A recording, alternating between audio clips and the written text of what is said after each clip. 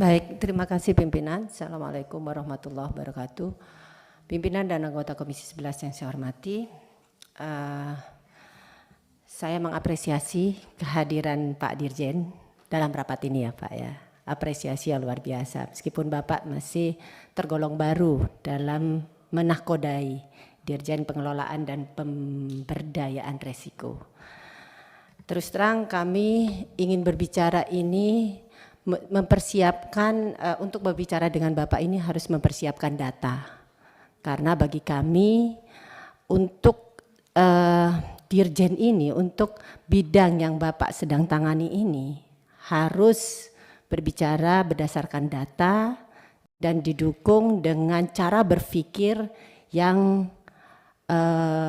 holistik, kemudian nasionalis, religius, menjaga RKNRI.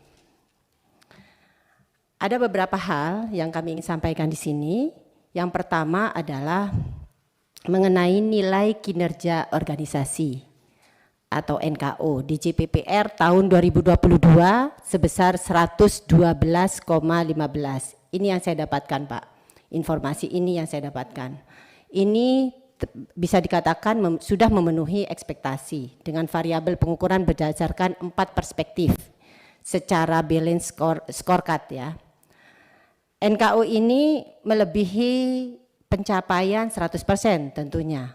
Kami hanya ingin mengkonfirmasi bagaimana DJPPR mengukur NKO tersebut. Apakah secara self assessment atau melalui survei Pak? Ini harus jelas karena NKO-nya itu melebihi dari 100%. Sebagai contoh, ya, untuk perspektif stakeholder adalah pengelolaan risiko keuangan negara yang efektif mendukung kesinambungan fiskal dan pengelolaan risiko keuangan negara yang efektif mendukung kesinambungan fiskal. Dan ada juga perspektif customer dengan penyediaan layanan publik yang efektif dan efisien. Nah, bagaimana mengukur efektivitas kesinambungan fiskal menurut Bapak? Sementara masih APBN kita ini masih tergantung pada pembiayaan atau hutang, ya, masih tergantung pada pembiayaan atau hutang. Dan bagaimana efektivitas dan efisiensi penyediaan layanan publiknya? Masih terdapat keluhan atau komplain terhadap penyediaan layanan publik DJPPR. Nah, ini perlu dijelaskan Pak. Kemudian yang kedua, terkait dengan defisit dan keseimbangan primer turun signifikan, mendekati level sebelum pandemi disertai dengan pembiayaan anggaran yang lebih efisien. Menurut kami, hal ini lebih disebabkan oleh kenaikan realisasi pendapatan negara yang sebesar 115,9%, terutama untuk dampak peningkatan harga komoditas dari belanja negara yang hanya 99,5%. Sehingga kebutuhan pembiayaannya menjadi lebih sedikit, bukan karena pembiayaan anggaran yang lebih efisien menurut kami, tapi pembiayaannya, kebutuhan pembiayaannya itu lebih sedikit. Ya, apalagi masih ada peran Bank Indonesia dalam sinergi pembiayaan tahun 2022 kemarin. Ya. Itu perlu dijelaskan. Kemudian yang ketiga, kami dari fraksi Partai Demokrat juga ingin mengetahui dan menyampaikan di sini, mari kita bahas sama-sama bahwa outstanding utang pemerintah per Desember tahun 2022 untuk pinjaman sekitar 887 triliun dan surat berharga sekitar surat berharga negara sekitar 6.846,9 triliun ya. Pak Dirjen, mohon kami dijelaskan untuk melengkapi rata-rata tingkat bunga atau cost of fund dari tenor dari kedua sumber pembiayaan tersebut. Mengingat pinjaman atau hutang tersebut yang akan diwariskan ke anak cucu bangsa ini. Kita fokus Pak di Komisi 11 berbicara tentang hutang negara. Kemudian yang berikutnya, dari posisi hutang pemerintah kita lihat terus meningkat, sedangkan rata-rata waktu jatuh temponya cenderung menurun tiap tahun. Ya, dengan demikian beban pembayaran makin berat, menurut kami seperti itu. Ya, bagaimana DJPPR mencermati atas detail atau rincian berbagai aspek dari utang luar negeri memberi indikasi masih besarnya risiko yang dihadapi pada tahun-tahun mendatang. Karena Bapak di bagian risiko tentunya Bapak harus berpikir jauh ke depan, jangka panjang. Kemudian berikutnya, kondisi lain yang perlu diwaspadai adalah perkembangan posisi ULN swasta. ULN swasta makin lebih besar dibandingkan ULN pemerintah. Dalam ULN swasta ini tercakup ULN badan usaha milik negara atau BUMN. Utang BUMN sendiri tidak hanya berupa ULN, melainkan pada utang dalam negerinya juga. Utang BUMN sebenarnya tidak cukup dianalisis dalam besaran agregat atau keseluruhannya, melainkan perlu diperhatikan juga beberapa BUMN yang memiliki resiko utang cukup tinggi. Kegagalan bayar kewajiban pada beberapa BUMN berskala besar ini bisa memicu dampak buruk yang menular pada keseluruhan perekonomian bangsa ini. Bagaimana DJPPR mencermati atas detail atau rincian utang swasta tersebut, terutama BUMN, Pak, dan bagaimana manajemen resikonya. Nah, berikutnya agak banyak Pak, sebentar sedikit karena kami concern ini dengan utang. Dalam highlight capaian kinerja DJPPR tahun 2022 tercatat bahwa nilai reformasi birokrasi mengalami peningkatan dari tahun ke tahun.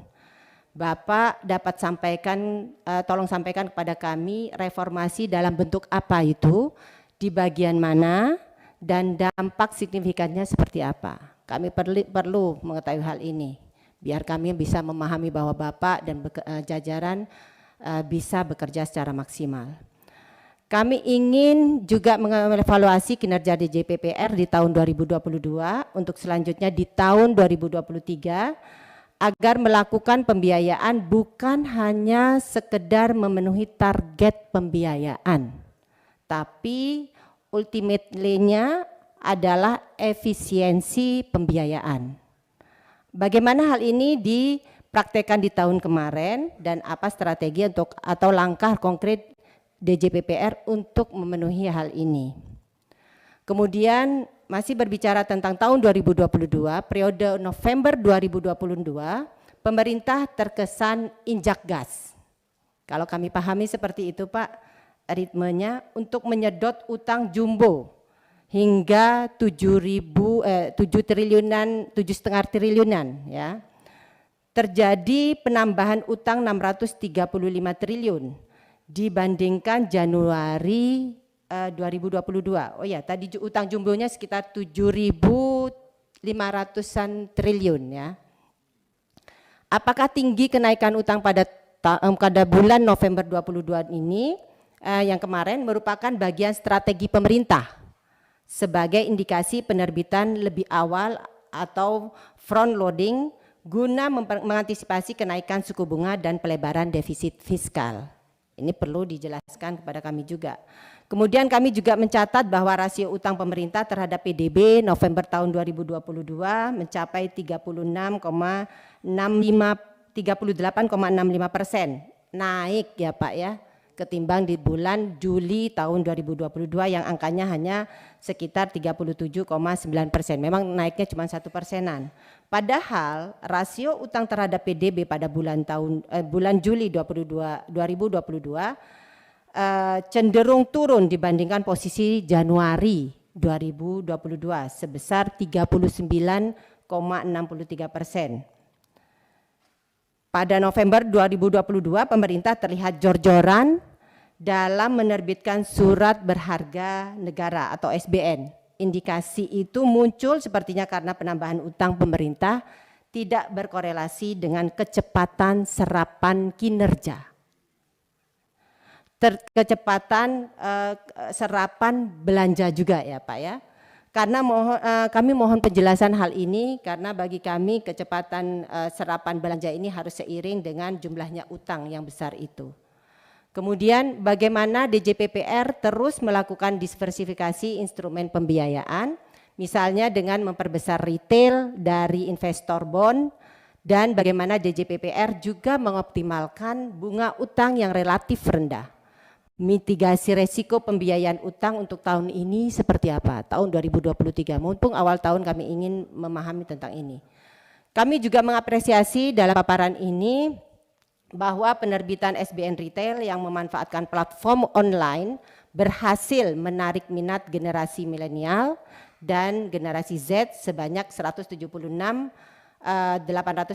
investor atau sekitar 49,9% dari total investor retail sebanyak 354.707 dan terus terjadi peningkatan per tahunnya. Bahkan di tahun 2022 mencatat capaian penjualan terbesar dan investor terbanyak.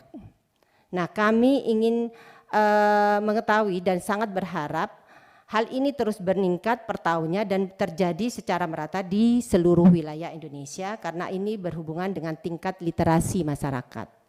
Bagaimana strategi DJPPR untuk hal ini di tahun ini, tahun 2023 ini. Kemudian berikutnya mengenai realisasi dana dukungan pemerintah yang Bapak sampaikan di halaman 26 mengenai Project Development Facility terdapat ada 31 proyek KPBU dengan nilai investasi yang sangat besar, yang cukup besar menurut kami. Dapat disampaikan juga kepada kami proyek apa saja itu, biar detail Pak, dan bagaimana dengan tahun ini, adakah berapa target proyek yang akan didanai?